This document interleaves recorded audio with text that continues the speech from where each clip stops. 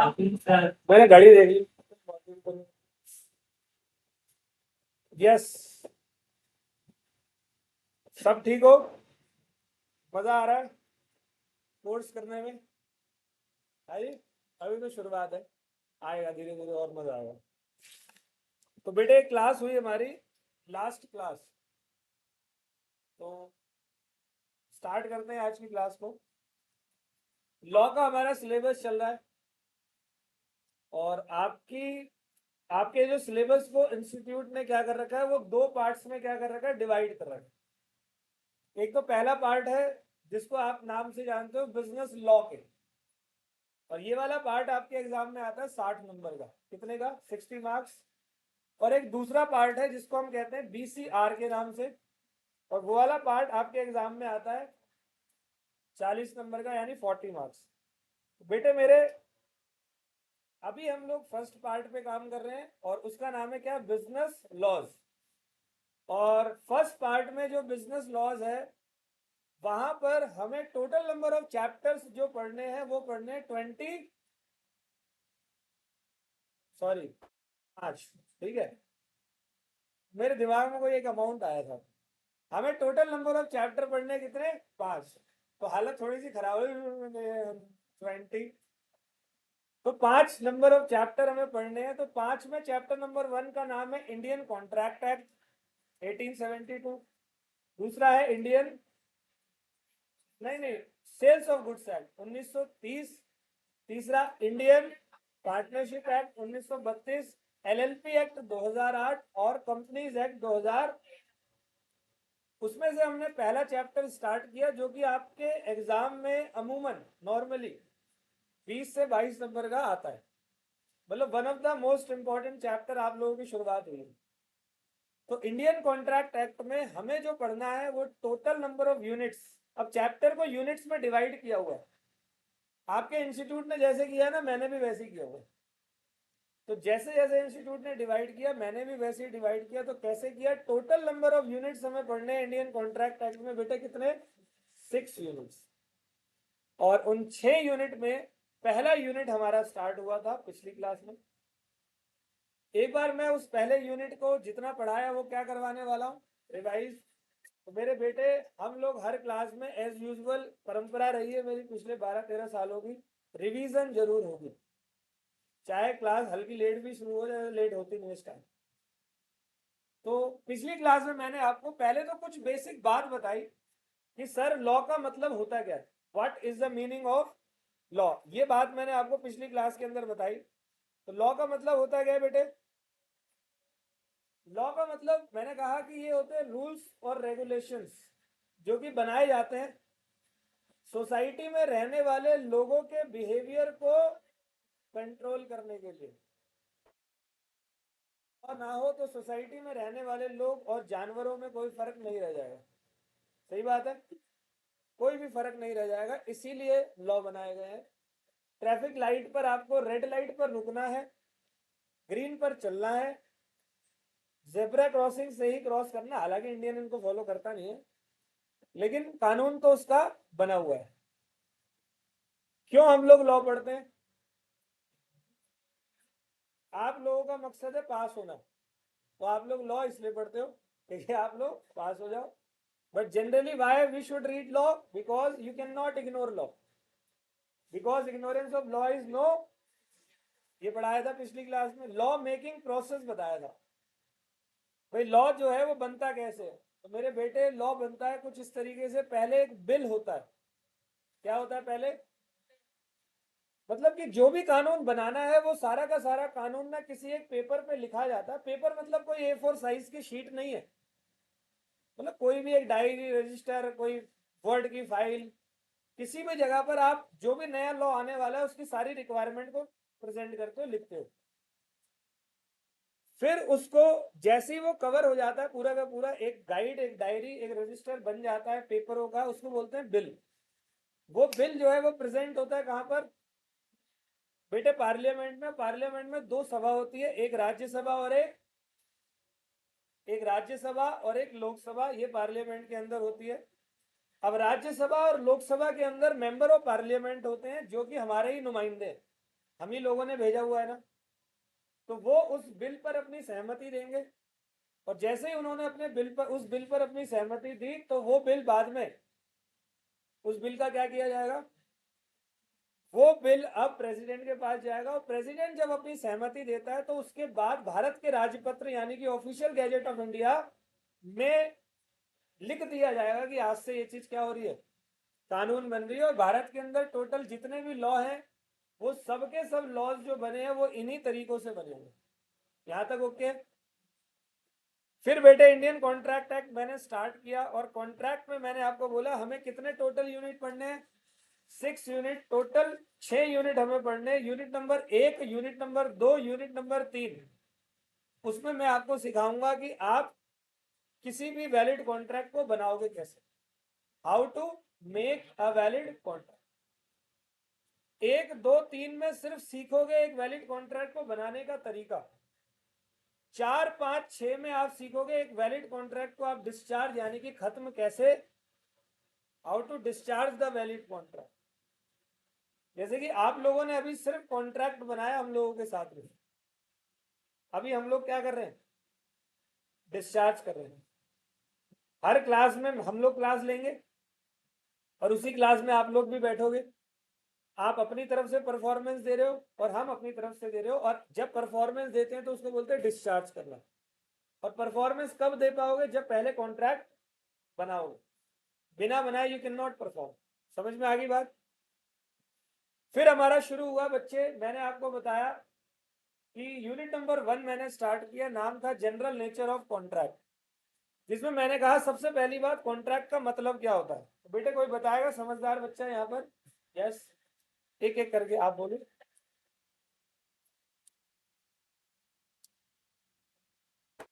Second की जरूरत ही नहीं पड़ी क्योंकि सही बोला।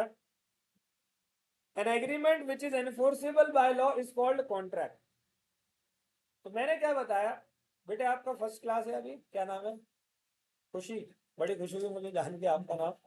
अभी सुनना सब बेटे, मैंने पहले भी ये बात बताई है, और मैं जब भी कोई नया बच्चा बैठता है तो एक बात उसके दिमाग में डालता हूँ कि डेली बेसिस पर हम लोग कई सारे कॉन्ट्रैक्ट कर लेते हैं और हमें खुद नहीं पता होता।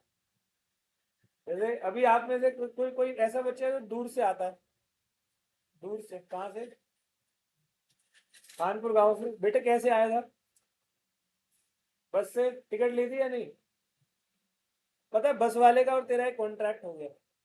अब मान ले तुझे वो बंदा शेख सराय की जगह पे कनॉट प्लेस उतार देगा, कहता घूम ले रहा पालिका, तो तेरे को यहाँ क्लास लेने आना है, तो बता क्या उसमें गुस्सा नहीं आता।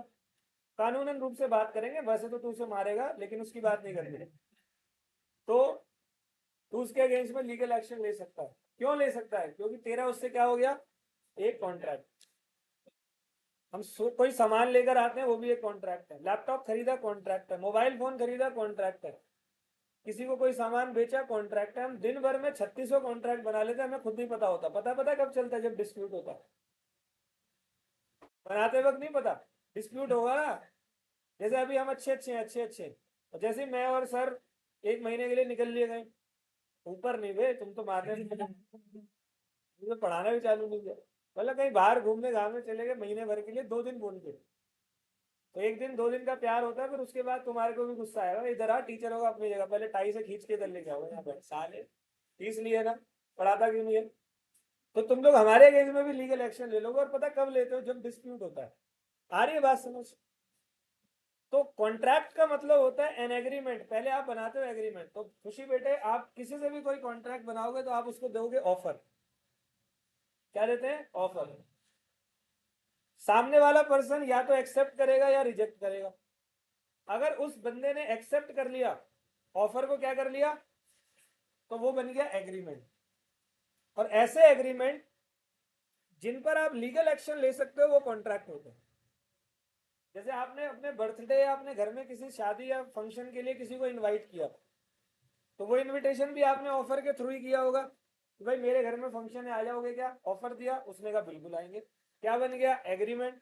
अब मान लो वो फंक्शन पे नहीं आए तो केस करेंगे, अगले दिन पटियाला हाउस कोर्ट पहुंच गए, हाँ भाई जज साहब कल जन्मदिन था, 1200 रुपए की प्लेट थी, आया नहीं, नुकसान हो गया, केस करना है, कर सकते हैं क्या, तो सोशल एग्रीमेंट होते हैं वो वाले जहां पर पार्टी की कभी भी इंटेंशन नहीं होती है लीगल रिलेशन बनाने की, इसीलिए एनफोर्सेबल बाय लॉ, इसीलिए कॉन्ट्रैक्ट। आ गए समझ में? तो कॉन्ट्रैक्ट का मतलब an agreement which is enforceable bye. फिर मैंने आपको बताया मेरे बेटे एग्रीमेंट कितने टाइप के होते हैं, तो एग्रीमेंट होते हैं दो टाइप के, एक हमारा सोशल एग्रीमेंट और एक बिजनेस।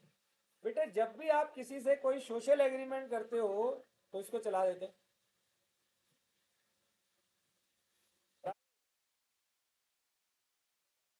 आ जाओ, जब भी हम किसी के साथ में कोई एग्रीमेंट करते हैं तो एग्रीमेंट दो टाइप के होते हैं, एक सोशल और एक बिजनेस। सोशल एग्रीमेंट में कभी भी पार्टी की इंटेंशन नहीं होती, पार्टी मतलब कॉन्ट्रैक्टिंग पार्टी, उनकी कभी भी इंटेंशन नहीं होती है लीगल रिलेशन को बनाने की। और जब लीगल रिलेशन की इंटेंशन नहीं है तो एनफोर्सेबल बाय लॉ नहीं होगा। और कॉन्ट्रैक्ट को बनाने के लिए क्या क्या चाहिए? Agreement plus enforceability of law. तो वो दोनों चीजें चाहिए। समझ में आ गई बात? क्लियर है बेटे? तो agreement plus enforceable by law is equal to contract. So social agreement कभी भी कॉन्ट्रैक्ट नहीं होते, और बिजनेस एग्रीमेंट कॉन्ट्रैक्ट। क्यों? क्योंकि वहां पार्टी की इंटेंशन होती है लीगल रिलेशन को बनाने की। यहां तक ओके? फिर एक कंक्लूजन निकाला था यहां मैंने, all contract are but all agreement are, social agreement are, business agreement are. अब मेरे बेटे अगला है types of contract on the basis of creation, on the basis of creation. तो अब मैंने टाइप्स ऑफ कॉन्ट्रैक्ट को बताना चालू करा, और मैंने ना इसको बांटा हुआ है कुछ स्टेप्स में। पहले तो आप हमेशा कॉन्ट्रैक्ट को क्या करते हो? क्रिएट करते हो। You always create the contract first. तो कॉन्ट्रैक्ट को क्रिएट करोगे कैसे? कैसे बनाते हो कॉन्ट्रैक्ट? जैसे आप यहाँ पर आए होगे मैडम से पूछने के लिए, तो आपने क्या पूछा होगा? जैसे भाई तू आया, क्या पूछा मैडम से? आया, और मैडम ठीक हो? और आगे स्माइल चालू, ऐसे किया था? क्या किया था? बोलना भाई, शर्मा मत। भाई आया था? अरे कौन, खुद कौन आया था यहाँ पे? पर्सनली कोई आया था खुद यहाँ पे? हाँ भाई। भाई सीए की क्लासेस होती है, मैडम ने बोला होगा यस होती है। फिर आपने कहा कि मुझे सीए फाउंडेशन करना है, उनका हो जाएगा। फीस आपने पूछी होगी, मतलब कंसीडरेशन पूछा। तो सारी चीजें, फिर आपका एक टेस्ट भी हुआ होगा। टेस्ट हुआ था, एंट्री बच्चों की उसी की होती है जो टेस्ट दे के आता है। टेस्ट हुआ, फिर टेस्ट में एलिजिबिलिटी चेक करी, लगा कि हाँ भाई ओके डन है बंदा। फी आपने कुछ पे करी और आप यहाँ पर आकर क्लास में बैठे। एंड ये अपना पूरा क्या था? प्रोसेस था। तो इस पूरे के पूरे प्रोसेस में आपने पहले हम लोगों से एग्रीमेंट क्रिएट किया। क्या किया? क्रिएट किया। तो तुमने क्रिएट किया एक्सप्रेस, एक्सप्रेस तरीके से। मैडम से बात करी तो ओरली बात की थी, या पहले गए खड़े हुए मैडम का नंबर मांगा व्हाट्सएप पे बात करो, हेलो मैडम मुझे सीए करना, मैडम सामने बैठ रही, मैडम भी आंसर दे दिए हो जाएगा ऐसे तो नहीं किया ना, जाके ओरली बात करी। इसको बोलते हैं ओरल कॉन्ट्रैक्ट। तो यहाँ क्या है? एक्सप्रेस दो तरीकों के होते हैं, एक ओरल और एक राइटिंग में भी होता है। जैसे आप कहीं से किसी से कोई महंगा सा लैपटॉप खरीद के लाओ, ओरली ले आओगे? 1.5 लाख का लैपटॉप है, ले आए ओरली, भाई बिल बिल सब कुछ लोगे। किसी से कोई बिल्डिंग खरीद रहे हो तो ओरली, बैग लेकर आए दे दिया, ये बिल्डिंग मेरी आज से। ऐसा थोड़ी होता है वहां। कितने वहां तो भाई साहब पूरा राइटिंग में होता है, ऊपर में विटनेस विटनेस सब होते हैं। आई बात समझ? और फिर मैंने बताया आपको इम्प्लाइड कॉन्ट्रैक्ट, लास्ट क्लास थी हमारी, मतलब लास्ट क्लास का लास्ट टॉपिक था इम्प्लाइड। याद है? अभी क्यों हंस रहा है? वो तो पिछली क्लास का था, ठीक है इम्प्लाइड मतलब इम्पोज्ड बाय लॉ।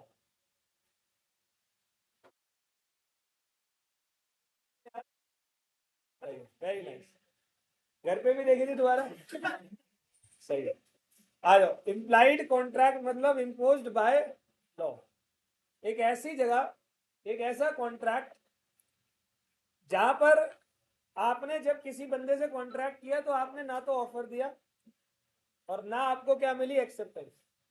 लेकिन फिर भी आपका कॉन्ट्रैक्ट बन गया, इसको इम्प्लाइड कॉन्ट्रैक्ट कहते हैं। जैसे अभी तुम बस में आए थे ना, तो बस में तुमने ड्राइवर से पूछा नहीं होगा कि भाई वहां जाएगी क्या, खुद ही बैठ गए होगे, क्योंकि ये एक इम्प्लाइड कॉन्ट्रैक्ट है। समझ गए?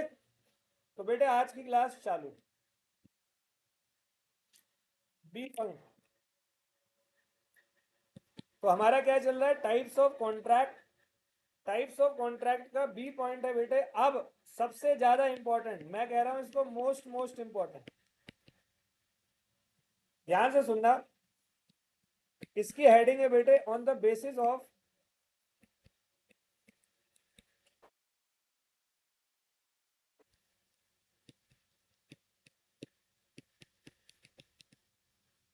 एनफोर्सिबिलिटी। क्या है? On the basis of enforceability. Notes में देखने की आवश्यकता है भी है नहीं, सिर्फ बोर्ड पे देखो, नोट्स घर के लिए। ठीक है जी बेटे। एनफोर्सेबिलिटी मतलब अभी ना कॉन्ट्रैक्ट को हमने क्रिएट कर लिया। देखो ऊपर हमने क्या कर लिया, अभी एग्रीमेंट को क्रिएट कर लिया। अब यार जो एग्रीमेंट हमने क्रिएट किया वो चेक भी तो करना पड़ेगा कि वो एनफोर्सेबल बाय लॉ है या नहीं है। जैसे ए और बी दो बंदे हैं, दोनों दोस्त है, बहुत बढ़िया। तो ए और बी आपस में एक एग्रीमेंट बनाते हैं कि कालका जी में रात को 2 बजे मिलेंगे, और प्रॉपर ऑफर दिया कि भाई रात को 2 बजे कालका जी में आ जाएगा बी ब्लॉक। तो उसने कहा यस मैं आ जाऊंगा। तो क्या करना है, तो एक कहता है कि मिलकर, दोनों भाई मिलकर गाड़ियों की बैटरियां चोरी करेंगे। क्या करेंगे, गाड़ियों की, कार्स होती है उनकी बैटरी चोरी करेंगे। उसने कहा ठीक है भाई डन। तो क्या फायदा होगा मेरा, तो जो भी बैटरी जितनी भी आएगी, आधे पैसे तेरे, आधे पैसे, कंसिडरेशन भी है, फ्री कॉन्सेंट भी है, सब कुछ ओके है। लेकिन आप एक बार बताओ कि क्या वो जो दोनों बीचों के बंदों के बीच में एग्रीमेंट हुआ था वो वैलिड एग्रीमेंट था? अरे पर्पज ही लॉफुल नहीं है। समझ गए बात को? ये तो खैर तुमने लॉजिक के साथ बताया, और मैंने स्टोरी भी तुम्हें ऐसी ही बताई जो लॉजिकल थी, कि तुम लोग खुद समझ जाओगे कि ये जो एग्रीमेंट हुआ दोनों के बीच में वो क्या हुआ, वो कम से कम सही तो नहीं है। तो यही हमें चेक करना है कि जो एग्रीमेंट हमने क्रिएट किया है ए पॉइंट में, वो सही है, गलत है, बेवकूफियों भरा है, या खतरों से कम नहीं है, कुछ ऐसा। ये सारे शब्द मैंने अभी जो यूज करे हैं वो सब यहाँ पर डालूंगा, अंग्रेजी में, इंग्लिश में, सब सुनना। On the basis of enforceability मैं आपको बताने वाला हूँ 5 पॉइंट। नोट्स में आपके 6 पॉइंट होंगे, छठे को मैं अलग से पढ़ाऊंगा, मत देखो, बाद में देख लेना बेटे। पहला है आपका, या तो आप जो कॉन्ट्रैक्ट बनाओगे,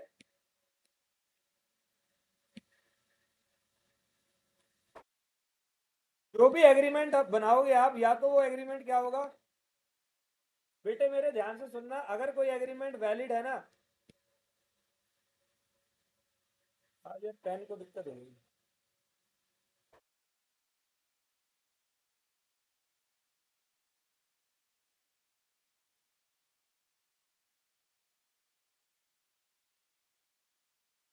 मेरे अगर कोई एग्रीमेंट वैलिड है तो वो पक्का कॉन्ट्रैक्ट हो गया।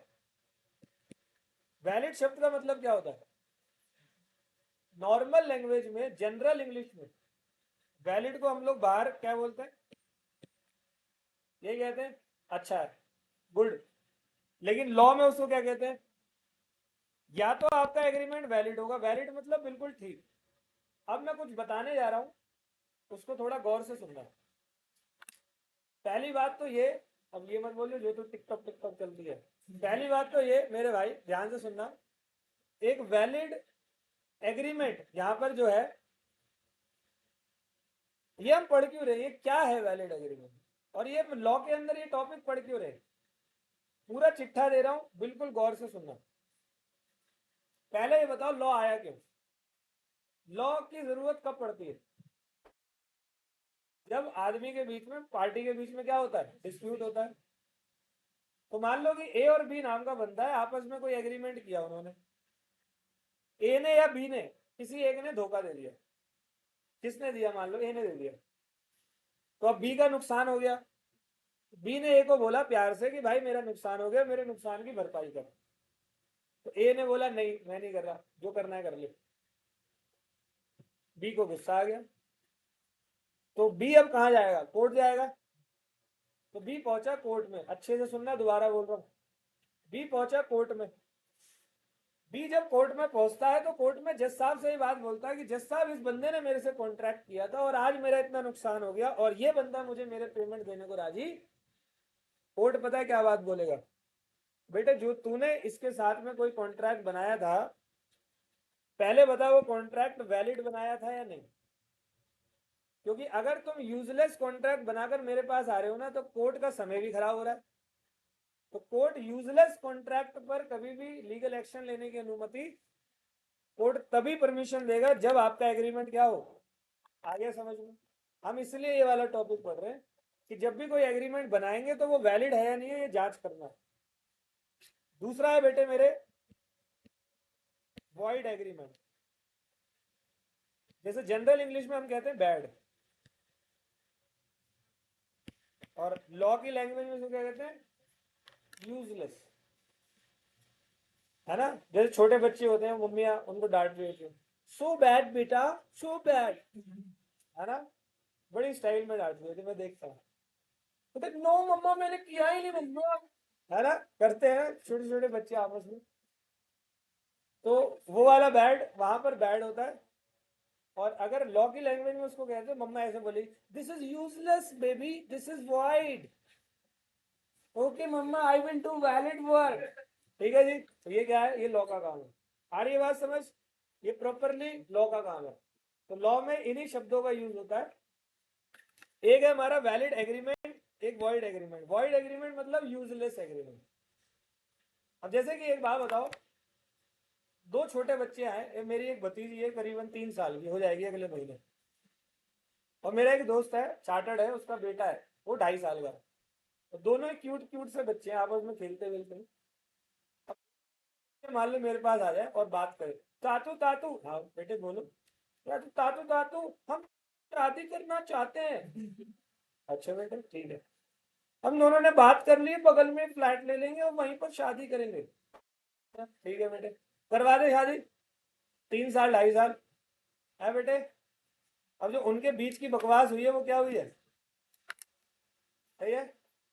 या तुम किसी एग्रीमेंट कर रहे हो छोटे बच्चे से, छोटे बच्चे को चॉकलेट दी 20 वाली, उसके बाप की गाड़ी अपने नाम पे करवा दी।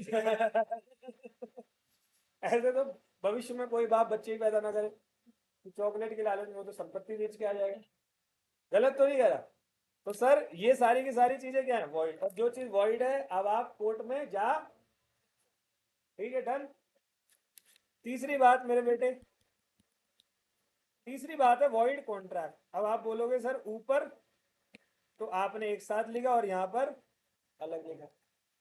बेटे जो चीज वैलिड एग्रीमेंट तक पहुंच गई ना, ऑटोमेटिकली क्या हो जाती है? जब चीज वैलिड है एग्रीमेंट तो एनफोर्सेबल बाय लॉ होगा ही। क्या बन गया?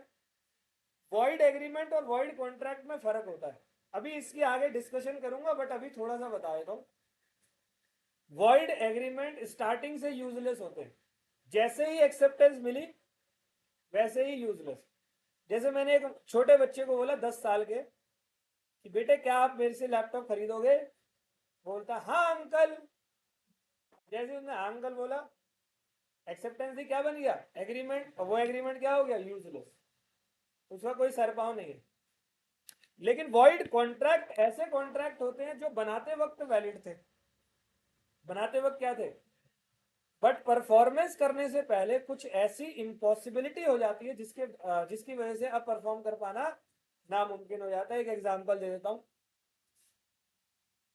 जैसे कि मान लो कि आप में से कोई एक बंदा है, कोई फार्मर है, आप में से कोई एक पर्सन फार्मर है, और मैं उस फार्मर के पास जाता हूँ और मैं फार्मर से कहता हूँ कि तुम्हारे खेतों में तुम किस चीज की उगाई कर रहे हो, मतलब किस चीज की खेती कर रहे हो? तो कहता आलू की। मैंने कहा भाई कितने महीनों में ये आलू तैयार हो जाएंगे? उसने कहा 2 महीने में। मैंने कहा अब मैं उसको ऑफर दे रहा हूँ, मैं कहा अपने खेतों के सारे आलू क्या तुम मुझे बेचोगे? उसने कहा ओके, बेच दूंगा 5 रुपए किलो। तो प्रॉपर ऑफर था, एक्सेप्टेंस भी थी, एग्रीमेंट हो गया, कंसिडरेशन भी है, मतलब 5 रुपए और आलू। कंसिडरेशन बहुत जरूरी होता है एग्रीमेंट में, जो नए बच्चे हैं वो समझ लो, कंसिडरेशन मतलब दोनों पार्टी एक दूसरे को कुछ ना कुछ देगी। आप फीस दे रहे हो, मैं पढ़ा रहा हूँ, ठीक है। तो सब कुछ वैलिड है, ओके। आलू खरीदना गुना तो नहीं है? बेटे आलू बम थोड़ी खरीद रहा हूँ, आलू खरीद रहा हूँ, ठीक है जी, गुना तो नहीं है। तो अब क्या हुआ जी, वहां पर 2 महीने हो गए, खेती बाड़ी पूरी तैयार हो गई भाई, किसान ने पूरी मेहनत करी, सब कुछ तैयार है, डिलीवरी कल सुबह देनी है, कल शाम को देनी है, और खेतों से कल सुबह आलू निकाल लेंगे।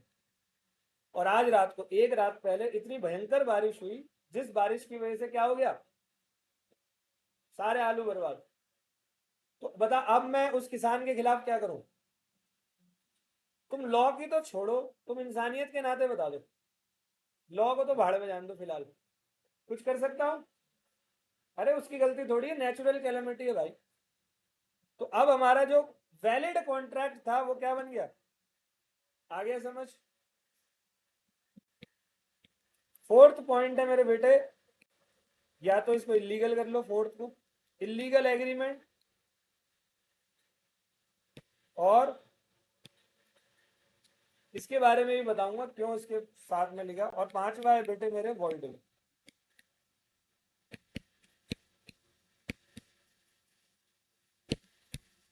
इसके बारे में भी बताऊंगा कि मैंने इसके ऑब्लिक में दोनों चीजें क्यों लिखी, एक एक शब्द का मतलब बताएंगे, ठीक है? तो सबसे पहले मैं क्या चालू कर रहा हूं, ठीक है बेटे? तो वैलिड एग्रीमेंट की मैं शुरुआत कर रहा हूं।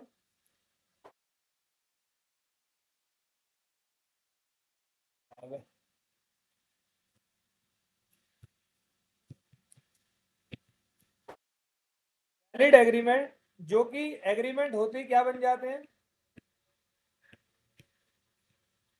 मैं इसकी शुरुआत कर रहा हूं तो ध्यान से सुने बेटे मेरे। इसका ना सेक्शन नंबर 10 है, क्या है? किसी भी वैलिड एग्रीमेंट को बनाने का एक सेक्शन है, और ये सेक्शन नंबर क्या है, 10।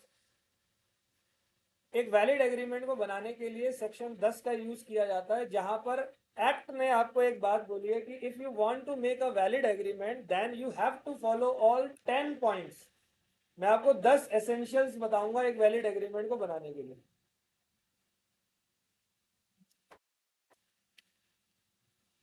कितने एसेंशियल्स बताने वाला हूं? तो आपको 10 के 10 एसेंशियल्स अच्छे से सुनने।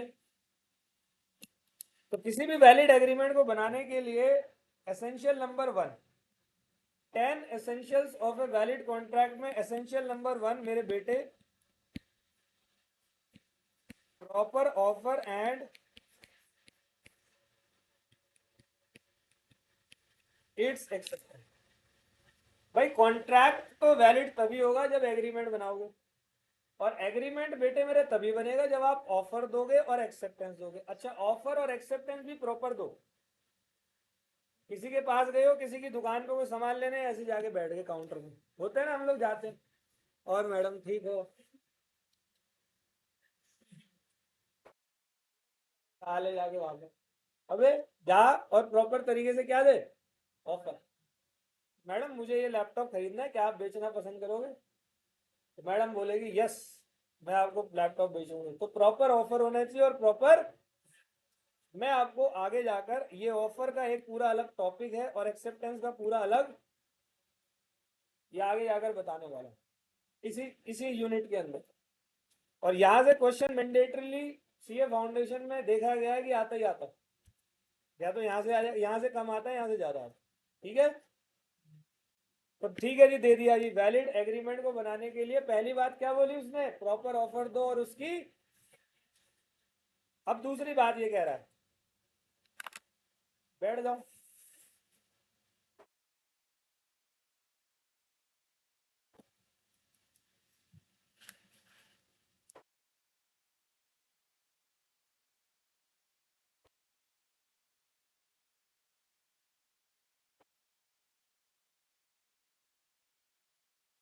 चलो जी, proper offer and its acceptance, पहली बात समझ में आ गई। अब दूसरी बात कहता है सर, प्रॉपर ऑफर और उसकी एक्सेप्टेंस तो सोशल एग्रीमेंट में भी होती है या नहीं? भाई आप किसी को अपने बर्थडे पार्टी के लिए, शादी तेरहवीं के लिए बुला रहे हो, तो वो एक तरीके का सोशल एग्रीमेंट है या नहीं है? तो वहां पर आपकी क्या इंटेंशन होती है लीगल रिलेशन को बनाने की? बेटे मोहित, होती है, नहीं होती ना? तो सेकंड ये कह रहा है, आपकी इंटेंशन होनी चाहिए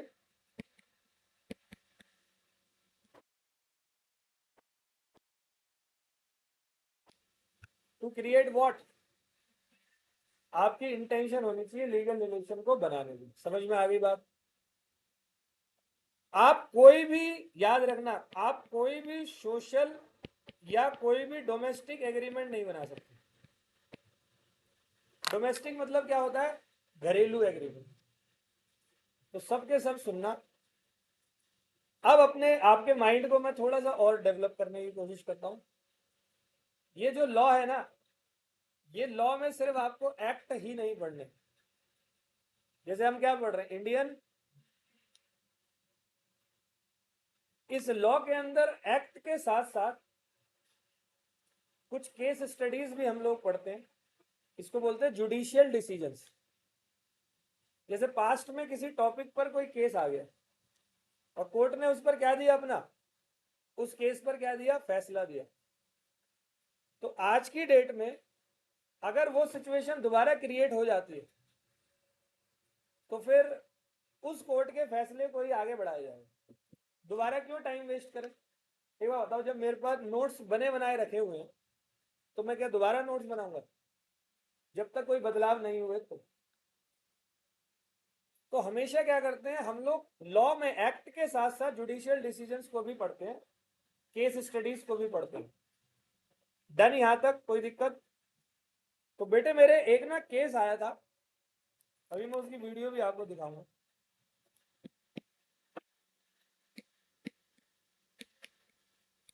केस का नाम था वेलफेयर वर्सेस वेलफेयर। अभी सुनना है प्लीज आपको, है वेलफेयर वर्सेस वेलफेयर। तो वेलफेयर, यहां पर एक मिस्टर है और एक मिसिज। तो मिसिज ने मिस्टर के खिलाफ केस किया था, मिसिज वेलफेयर ने मिस्टर वेलफेयर। तो ये सुनना है क्या था, फिर एक वीडियो दिखाऊंगा, शायद कुछ एक दो बच्चों ने देखी है पहले। अभी क्या है, ये दोनों हस्बैंड वाइफ बड़े अच्छे तरीके से रहते थे। ये रहते थे सिलोन में, जो कि जगह आज श्रीलंका के नाम से जानी जाती है। गया कोई श्रीलंका? नहीं, क्या सर कालका जी नहीं गए, हम तो श्रीलंका की बात है। तो सिलोन श्रीलंका के अंदर, मतलब श्रीलंका के नाम से वो जगह जानी जाती थी, वहां ये हस्बैंड वाइफ रहते थे। तो इन दोनों ने एक प्लानिंग करा कि ये कहीं घूमने जाना चाहते हैं, ये कहीं घूमने जाना चाहते थे। तो इन्होंने प्लान करा भाई इंग्लैंड के अंदर घूमेंगे। तो गए दोनों हस्बैंड वाइफ इंग्लैंड। इंग्लैंड गए तो इंग्लैंड में इसकी वाइफ बीमार पड़ गई, मिसेस वेलफेयर बीमार पड़ गई। तो वहां पर डॉक्टरों ने ये बात बोली कि जब तक ये ठीक नहीं हो जाती तब तक अपने देश वापस। लेकिन मिस्टर वेलफेयर, अगर उस समय फोन चलते थे तो फोन आ रहे थे ऑफिस से, या जो भी कम्युनिकेशन थे उसको ऑफिस से पता लगा कि भाई मेरे को तो ऑफिस जाना है। तो मिस्टर वेलफेयर ने अपनी वाइफ को ये बोला कि भाई मैं ऑफिस जा रहा हूँ, मुझे तो काम है, तो मैं क्या कर रहा हूँ, मैं यहाँ से सिलोन वापस जा रहा हूँ और वहां से तुम्हें पैसे भेजता रहूंगा। उसकी वाइफ ने बोला ठीक है। तो बेटे ऑफर और एक्सेप्टेंस तो यहाँ भी हुआ। बंदा वहां जाकर सिलोन में भूल गया, वो तो खुश था ठीक है जी। अब वो भूल गया अपनी वाइफ को पैसे भेजना। उसकी वाइफ ने पैसे मांगे उससे, उसको गुस्सा आया, पैसे मिल नहीं रहे, तो उसने कोर्ट में जाकर केस फाइल कर दिया।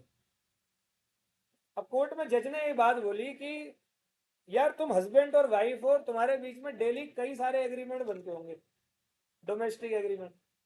जैसे मैंने कल अपनी वाइफ को कल वादा किया है कि कल हम दोनों शॉपिंग पे जाएंगे कल का, और अभी संडे को भी गए थे, कुछ चीजें कम पड़ गई तो मैंने कहा अभी फ्राइडे को चलते हैं, फ्राइडे को मैं फ्री हूँ। अब फॉर एग्जाम्पल ना जा पाऊँ, आप कुछ बच्चे हैं, आपने बोला सर डाउट बता दो, एक क्लास ले लो, तो मैंने उनका कैंसिल कर दिया और क्लास ले ली। अब बताओ क्या होगा, शाम को मेरे ऊपर केस करेगी, कह रहा हाँ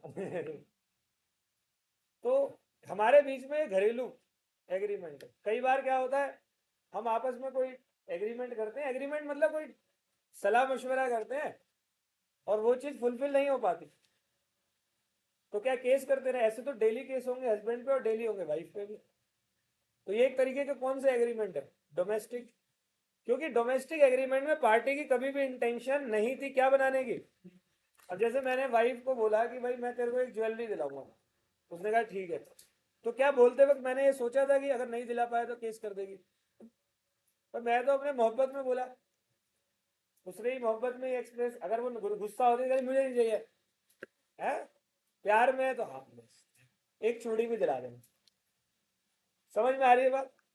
तो ये काम करते वक्त हमारी कभी भी कोई इंटेंशन थी ही नहीं लीगल रिलेशन को बनाने की। समझ में आ गई बात? और जब आपकी इंटेंशन है नहीं लीगल रिलेशन को बनाने की तो एनफोर्सेबल बाय लॉ नहीं होता, तो कॉन्ट्रैक्ट नहीं होता। कोर्ट ने ये बात खारिज कर दी। सही है?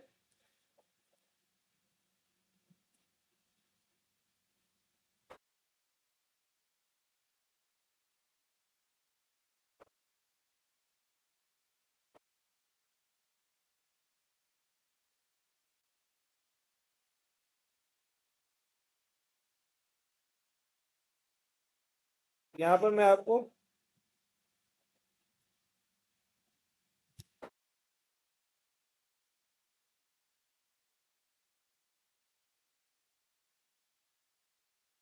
वेलफेयर वर्सेस वेलफेयर, ये रहा,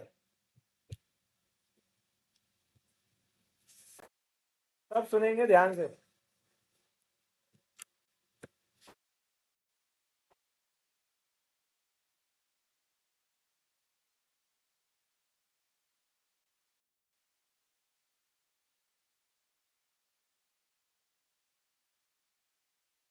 आज थोड़ी कम है।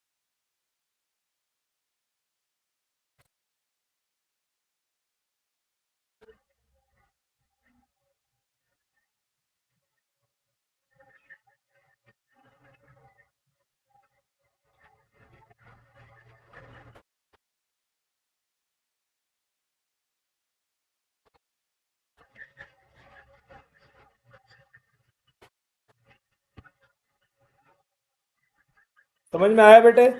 बेटे चालू कर दो। आ गया? तो ये केस आपके एग्जाम के लिए ये वाला केस जो है वो बहुत इंपॉर्टेंट है। ऐसे ही आपके पास एक केस आएगा,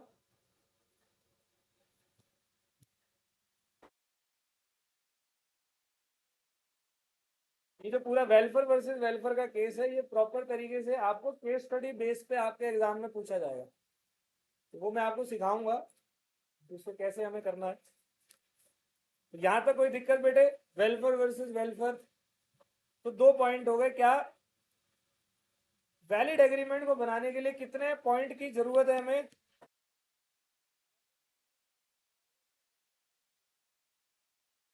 सेक्शन 10.10, इसमें टोटल पॉइंट कितने होते हैं? 10। तो पहला है प्रॉपर ऑफर और उसकी एक्सेप्टेंस, दूसरा इंटेंशन टू क्रिएट, तीसरा बेटे सुनना, तीसरा है कैपेसिटी टू। बेटे याद रखना, इस दुनिया में हर एक पर्सन केपेबल है एक कॉन्ट्रैक्ट बनाने के, वैलिड कॉन्ट्रैक्ट बनाने के, 3 लोगों को छोड़कर। एक माइनर, एक अनसाउंड माइंड, एक पर्सन डिस्क्वालिफाइड बाय। माइनर मतलब छोटा बच्चा, छोटा बच्चा मतलब जिसकी एज 18 साल से कम हो। अनसाउंड माइंड मतलब पागल, और फिर मेरी तरफ देख रहे हो, ठीक है? ठीक है जी। और तीसरा है पर्सन डिस्क्वालिफाइड बाय लॉ।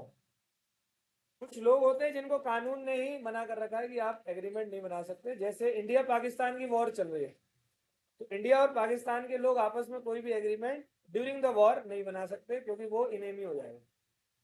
तो every person in this world are capable to enter into a valid contract except मतलब छोड़कर माइनर,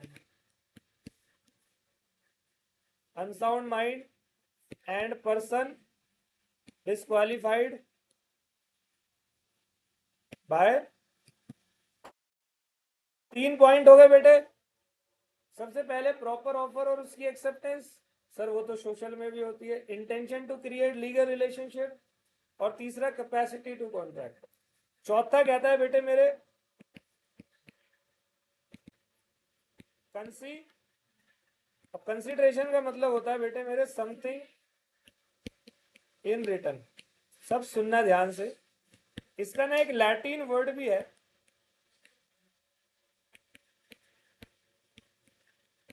क्विड प्रो।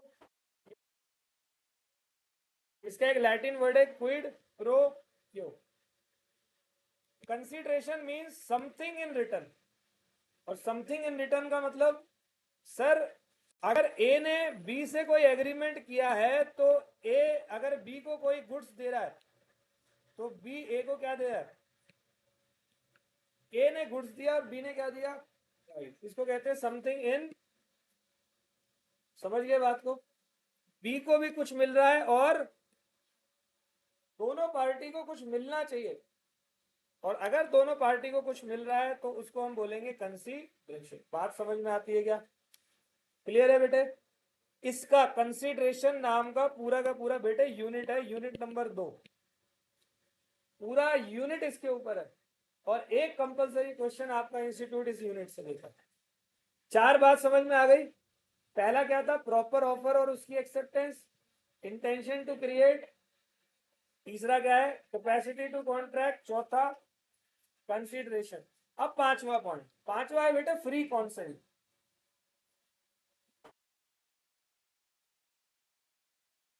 पांचवा पॉइंट क्या है? Free consent. अब ये फ्री कॉन्सेंट का मतलब क्या है? कंसेंट मतलब रजामंदी, फ्री मतलब आपस में कोई बहसबाजी ना हुई है।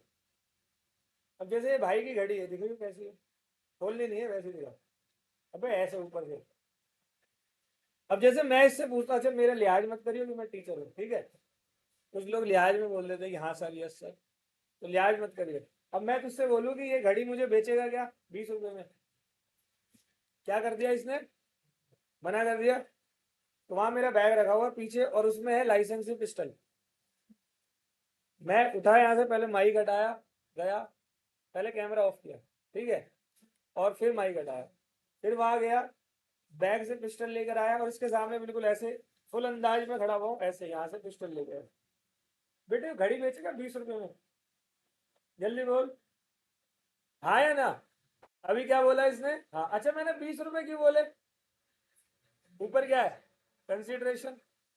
तो कंसिडरेशन का जब चैप्टर पढ़ाऊंगा तो वहां बोलूंगा इवन 1 रुपए का कंसिडरेशन भी वैलिड होता है। तो मेरे में दिमाग है, मैंने बोला कि मैं इससे 20 रुपए में घड़ी ले लेता हूँ। ये घड़ी मैंने इससे ले ली, अभी इस टाइम इसकी मजबूरी है या नहीं? भाई पिस्टल सामने, हाई बोलेगा, सलमान खान थोड़ी है मार दे। बेटे वो शूटिंग में करते हैं, असल में नहीं करते, असल में हाई बोलना पड़ता है। हाँ जी, समझ नहीं आ रहा क्या कह रहा है? हाँ, वो हरियाणा का निकला तो मैं फूक मारूंगा, ठीक है? तो हरियाणा का बॉडी बिल्डर निकला तो मेरे पास 6 गोली है, धम धम धम। जब तक वो यहाँ पहुंचेगा तब तक हो गया काम। तो मैंने भाई साहब को धमकाया या नहीं? तो इससे जो मैंने घड़ी ली, क्या वहां पर कंसेंट हमारी फ्री थी? और ये जो सिचुएशन हुई इसको बोलते कोएर्जन। मैंने इसको क्या करा? धमकाया। सॉरी भाई, मैं मजाक कर रहा हूँ, ठीक है? मैंने क्या किया? धमकाया। तो फ्री कंसेंट मतलब कभी भी पार्टी आपस में धमकाएंगी नहीं और इमोशनली ब्लैकमेल भी नहीं करेंगी। जैसे पेरेंट्स चिल्ड्रन में होता है, नहीं होता इमोशनल ब्लैकमेल? मैं नहीं खा रहा खाना, तुझे नहीं खाना, मुझे ये दिलाओ। होता है नहीं होता? 100%। और हफ्ते में 12-15 बार हो जाता है। मैं नहीं खा रहा, मुझे नहीं, मुझे गोभी पसंद नहीं है, मुझे डोसा खाना है अन्ना का। घर वाले फिर अन्ना का डोसा मंगाते हैं। और पापा मेरे को बाइक चाहिए। पापा ने मारा, साले इतनी जल्दी शादी करेगा? अरे पापा सुन तो लो, बाइक चाहिए, वाइफ थोड़ी कह रहा हूँ, ठीक है? तो हम लोग क्या करते हैं, ये जो हरकत कर रहे होते हैं ये इमोशनली ब्लैकमेल करते नहीं करते? डॉक्टर पेशेंट में नहीं हो सकता? डॉक्टर ने किडनी निकाल डालेगा, खुद डाले। अब अब पेशेंट खुद तो उठा के डालेगा नहीं किडनी। डॉक्टर बोल 40 लाख।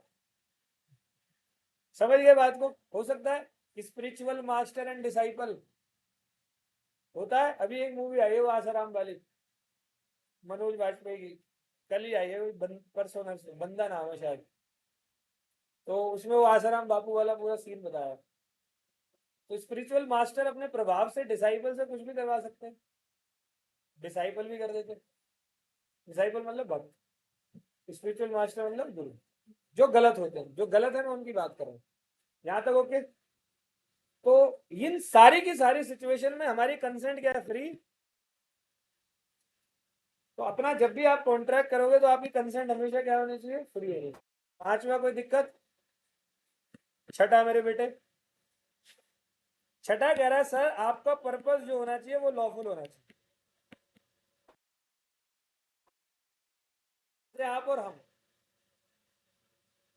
मैं आपको यहाँ पर मतलब आप पढ़ने आ रहे हो, अच्छी बात है, मैं पढ़ा रहा हूँ, बहुत बढ़िया बात है।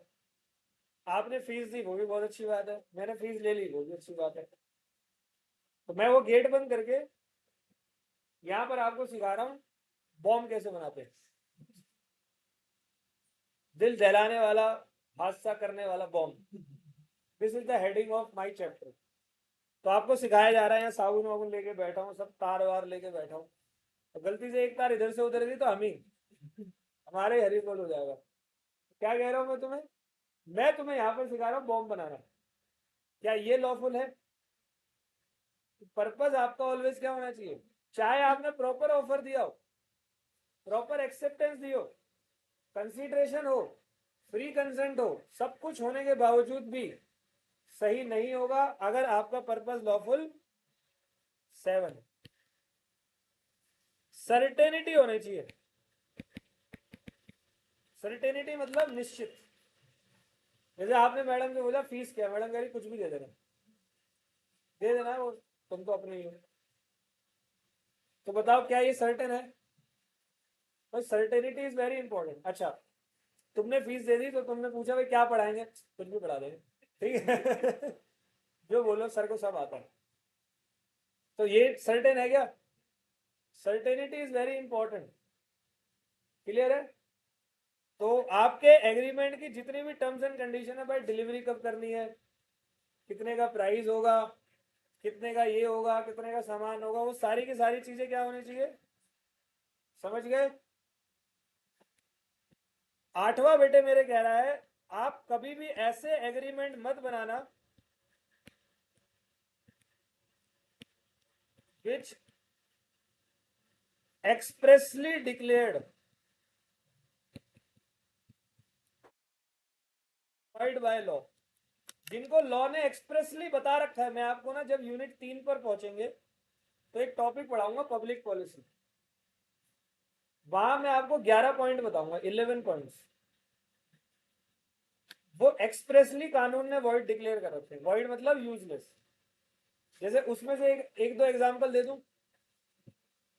जैसे आपने कभी किसी के बीच में बात करते हुए सुना है कि भाई तेरी पुलिस में नौकरी लगवा दूंगा 20 लाख रुपए में, सुना है कभी? सुना तो होगा। मिलिट्री में लगवा दूंगा 25 लाख में, या एम्स में डॉक्टर की पोस्ट मिल जाएगी 30 लाख में, सुना है कभी? वो भी कहता हाँ भाई दिलवा दो। तो दोनों के बीच में एग्रीमेंट हो गया, लेकिन वो एग्रीमेंट वॉइड है, क्योंकि वहां पर बंदा पब्लिक ऑफिस को बेचने की बात कर रहा है। पब्लिक ऑफिस को बेचना मतलब ये नहीं कुर्सियां बेच रहे हैं, सीट बेच रहे हैं, सीट। सीटें बिकती है, सुना है कभी? तो ये जो सीटें बेच रहे हैं ना, वो एग्रीमेंट क्या है, और वो एक्सप्रेसली डिक्लेयर्ड है वॉइड। आगे समझ। एक और दो एग्जांपल। हम पब्लिक टाइटल बेचने की बात कर रहे हैं। पद्म श्री, पद्म भूषण, पद्म विभूषण, भारत रत्न, सुना है? जैसे भारत रत्न मिला हुआ है सचिन तेंदुलकर को, गलत मिला है? बोलो। अरे भाई जीवन के इतने साल दिए, पूरे देश का नाम रोशन किया है। लता मंगेशकर को मिला है भारत रत्न, गलत मिला है? इतने हजारों गाने गाए हैं उन्होंने, पूरी दुनिया में अपना नाम रोशन किया है। और तुम्हें मान लो कल सुबह पता लगे कि भाई भारत रत्न इमरान हाशमी को मिल गया, तो भाई मैं तो चला जाऊंगा इंडिया छोड़ के बाहर। मेरा मोह माया से विश्वास उठ जाएगा। या उसको छोड़ो, उर्फी जावेद को मिल गया। हाँ जी। अब बताओ मोह माया से विश्वास उठेगा या नहीं? तो पक्का कोई ना कोई कांड किया होगा वहां पे। तो ऐसे एग्रीमेंट जो किए वो क्या है, वॉइड है, यूजलेस है। समझ गए? नौवा पॉइंट बेटे, नौवा और 10वां कर लो फिर छुट्टी करेंगे। नौवा पॉइंट है पॉसिबल टू परफॉर्म। आप हमेशा ऐसे ही एग्रीमेंट बनाना जिनको परफॉर्म कर पाना क्या हो। सही है। जैसे मैं आप लोगों को ये बोलूं कि मैं आप सबको एक एक मैकबुक दूंगा। मैकबुक पता ही है सबको। अगर आप लॉ में 101 नंबर लाते हो तो आउट ऑफ 100, बोलो यस सर। एक दो ने तो गाली दे दी है मन में मुझे। तो क्या ये पॉसिबल है? अरे सर, आप ऐसे ही एग्रीमेंट बनाना जिनको परफॉर्म कर पाना क्या हो। एक जादूगर डेड बॉडी को देख के कहता है मैं इसको जिंदा कर दूंगा 51 लाख रुपए में, कर सकता है क्या?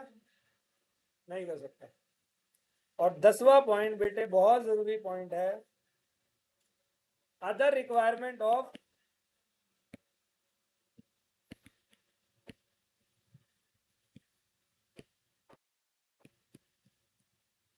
Other laws.